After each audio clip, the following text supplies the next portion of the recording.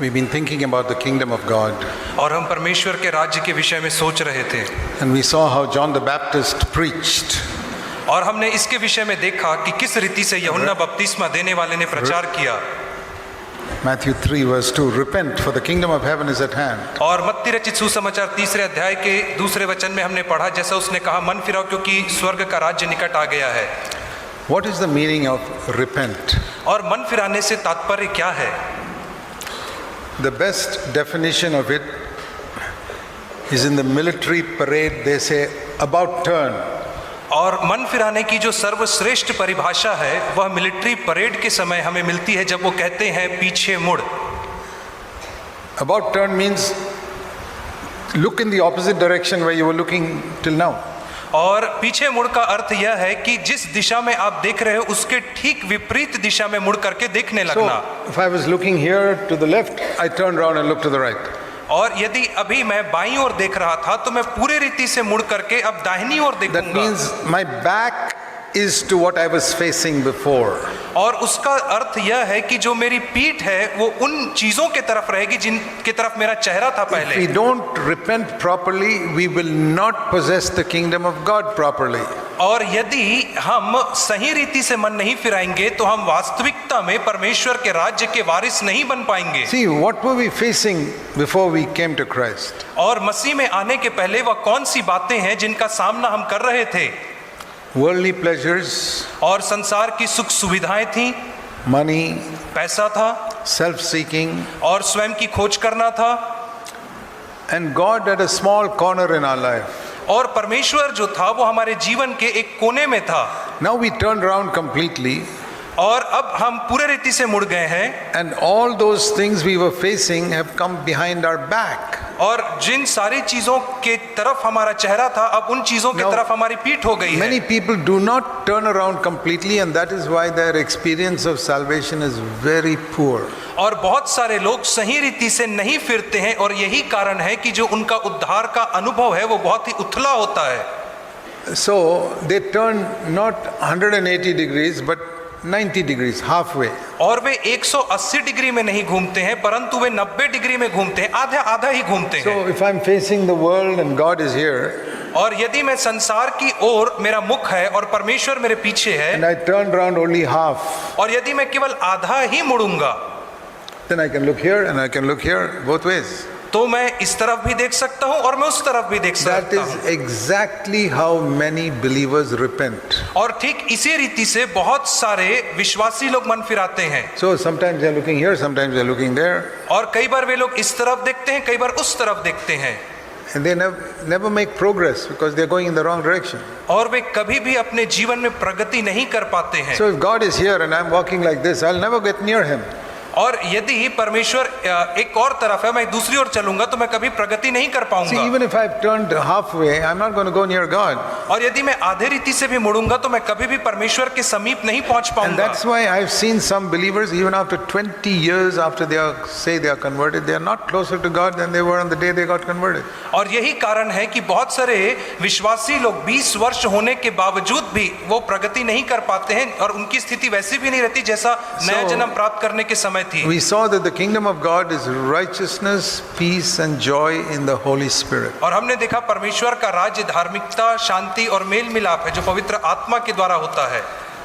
So the Holy Spirit is trying to lead us into that life. और इसलिए पवित्र आत्मा जो है वो ऐसे जीवन में हमारी अगुवाई करता है, I can resist it, परंतु मैं उसका विरोध कर सकता हूँ, and then I don't make progress even after many years. और तब ऐसा होगा कि अनेक वर्षों के बीतने के बाद भी मैं उन्नति नहीं कर पाऊंगा। And what are the things that hinder us from making progress? और वो कौन सी बातें हैं जो मुझे उन्नति करने से रोकती हैं? What is it that makes us turn only halfway? और वो कौन सी चीजें हैं जो मुझे केवल आधे रीति में मुड़ने में प्रोत्साहित करती हैं? There are 3 things that Jesus spoke about, और वह 3 बातें हैं जिनके विषय में यीशु ने कहा है, and all 3 are mentioned in Luke 14. और ये तीनों की तीनों बातों का वर्णन लूका 14 में किया गया है। Turning around completely is to be a disciple of Jesus Christ. और पूरे रीति से मुड़ जाना अर्थात यीशु मसीह का शिष्य बनना होता है। And Jesus said there are 3 things that can hinder you from becoming my disciple. और यीशु ने कहा कि 3 चीजें हैं जो तुम्हें वंचित रख सकती है मेरा शिष्य बनने से। Luke 14 लूका 14 अध्याय They are in verse 26, 27 and 33. और 26, 27 और उसका 33 वचन। First is family relationships and among brothers. और पहला है जो पारिवारिक संबंध होते हैं या भाइयों के बीच के Or जो संबंध हैं, even brothers in the church. या कलीसिया में भाइयों के बीच जो संबंध होते हैं, Human relationships, जो मानवीय संबंध हैं primarily in the family. और मुख्यतः परिवार के अंदर। See, the Bible says you must honor your father and mother. Bible कहती है कि तुम्हें अपने माता पिता का आज्ञा मानना है, Quoted in Ephesians also, it's the first commandment with a promise. और इफिसियों में भी इसे दोहराया गया और कहा गया पहली आज्ञा है जिसके साथ प्रतिज्ञा है, And Jesus also taught it. और यीशु मसीह ने भी इसे सिखाया है। He honored his earthly mother and his stepfather. और उसने अपने सांसारिक माता का और अपने जो सांसारिक पिता था दोनों का उसने आदर किया। But he is the one who says now you must hate father, mother, wife, children, brothers, sisters, otherwise you can't be my disciple. परंतु यही यीशु अब यहाँ पे कह रहे हैं कि तुम्हें अपने माता पिता पत्नी बच्चों भाइयों बहनों को अप्रिय जानना है। What does it mean to hate? और अप्रिय जानने का क्या अर्थ है? Now, some people just don't like their parents and they're very happy with this verse. Yeah, that's exactly what I want. I want to hate my father and mother. और कई लोग जो है वो अपने माँ बाप से प्रसन्न नहीं है, इसलिए जब वे ऐसा वचन पढ़ते हैं तो बहुत प्रसन्न हो जाते हैं। And they don't like their wife. They say, this is a great verse for me. I got to hate my wife. और वे अपनी पत्नी को भी पसंद नहीं करते और ऐसा वचन पढ़ करके वे बहुत खुश हो जाते हैं। You can't go to college before you go to school. और इससे पहले कि आप स्कूल जाओ आप कॉलेज नहीं जा सकते हो। School is honor your father and mother. और स्कूल जो है वो अपने माता पिता का आदर करना है, Love your wife like Christ loved the church. और अपनी पत्नी से वैसा ही प्रेम करना है जैसे मसीह ने कलीसिया से प्रेम किया। Then you go to college where you learn to hate your father and mother and hate your wife. और उसके बाद आप फिर कॉलेज में प्रवेश करो जहां पे आप अपने माता पिता और पत्नी को अप्रिय जानना सीखोगे। What does it mean? और इसका अर्थ क्या है?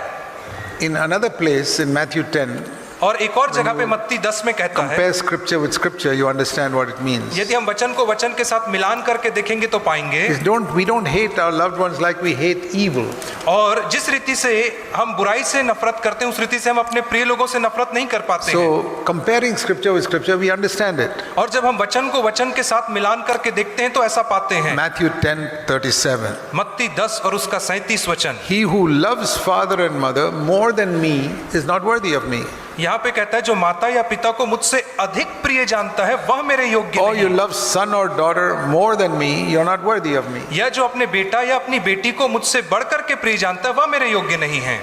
See, Jesus was living in a Eastern Asian culture. और हम देखते हैं कि यीशु मसीह जो था वो पूर्वी एशियाई संस्कृति में पला बढ़ा था, Very similar to Indian culture. और वो जो भारतीय संस्कृति उसके बहुत ही समानता में थी वह संस्कृति। In America and all Western culture, they don't have much attachment to their parents. और जो पाश्चात्य संस्कृति है अर्थात अमेरिका में वह वहाँ पे माँ बाप से उतना लगाव नहीं होता है। At the age of 18, they all go out and live on their own. और 18 वर्ष की आयु में घर से निकल करके अपने आप जीवन यापन करते हैं। In India, परंतु भारत में people are attached to their parents even after they get married. हम देखते हैं कि जो लोग हैं वो अपने माँ बाप से विवाह के उपरांत भी जुड़े रहते हैं, That causes a lot of problems in married life. और उसके वजह से उनके वैवाहिक जीवन में बहुत सारी So समस्याएं Jesus saw आती the हैं। tremendous attachment that is in our culture to family members. और इसीलिए यीशु मसीह ने देखा कि हमारी संस्कृति के अनुसार हमारा जो पारिवारिक संबंध है उसमें कितना लगाव he है, spoke strongly, this can be a hindrance to your following me. और इसीलिए उसने बहुत ही कठोर शब्दों में कहा कि यह तुम्हारे लिए एक बाधा हो सकती है मेरा अनुसरण करने के लिए।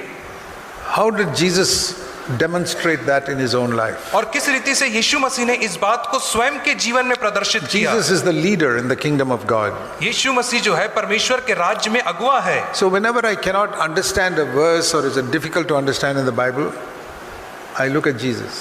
और जब कभी मैं किसी एक वचन को बाइबल में ठीक से नहीं समझ पाता हूं तो मैं यीशु मसीह की ओर देखता हूं। See, when I was young, if I read some word in a book which I could not understand, I would turn to the dictionary.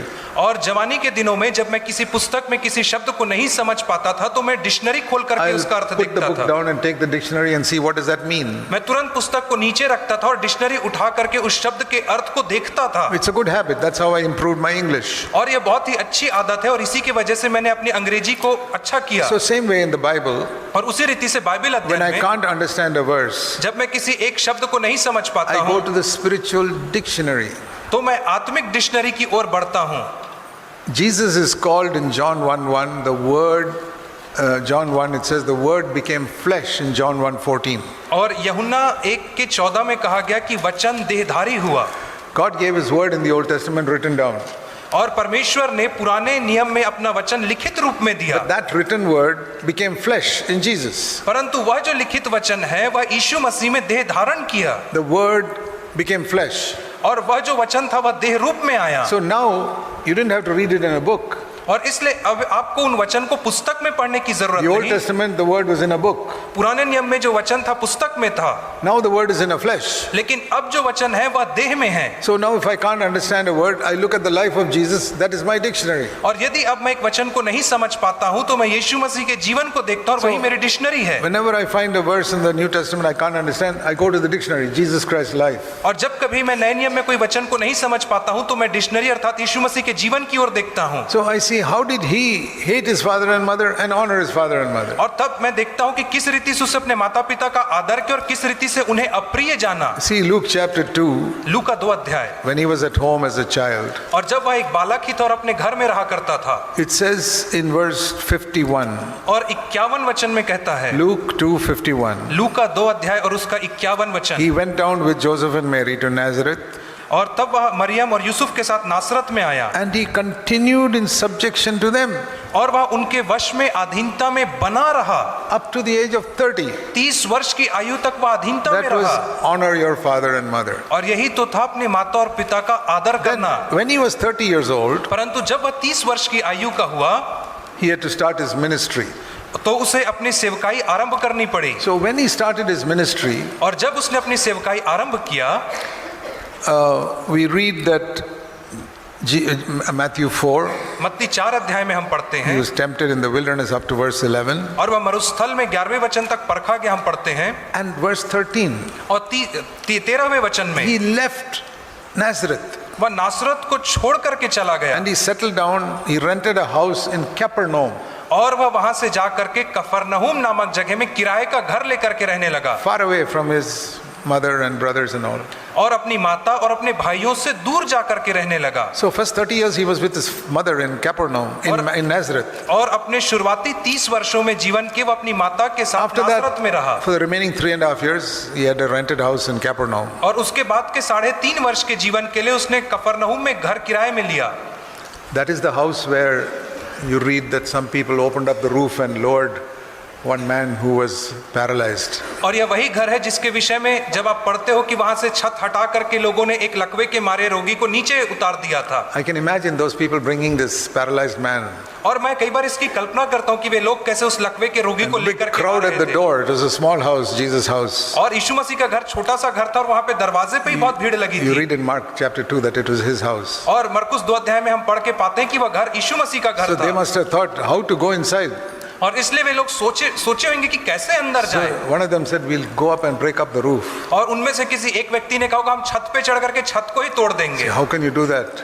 और लोगों ने कहा होगा कि अरे ऐसा कैसे कर सकते He हो। said, "This is Jesus' house. He will not be disturbed if we are helping somebody. He will not be upset even if his roof is broken." और उन्होंने कहा होगा कि अरे कोई मतलब नहीं, यीशु मसीह का घर है, चाहे तुम छत भी तोड़ दो तो भी उसको कोई फर्क नहीं They पड़ेगा। would never have done it in somebody else's house. और वे ऐसा करने का साहस किसी और के घर में कभी नहीं करते। And the interesting thing there you read in Mark chapter 2, और जो सबसे अद्भुत बात जिसे हम मरकुस 2 अध्याय में पढ़ते हैं वो ये है। after Jesus healed him, और जब यीशु मसीह ने उस व्यक्ति को चंगा किया, it says in Mark 2:12 that he just took up his pallet and went home with the others. They never repaired the roof.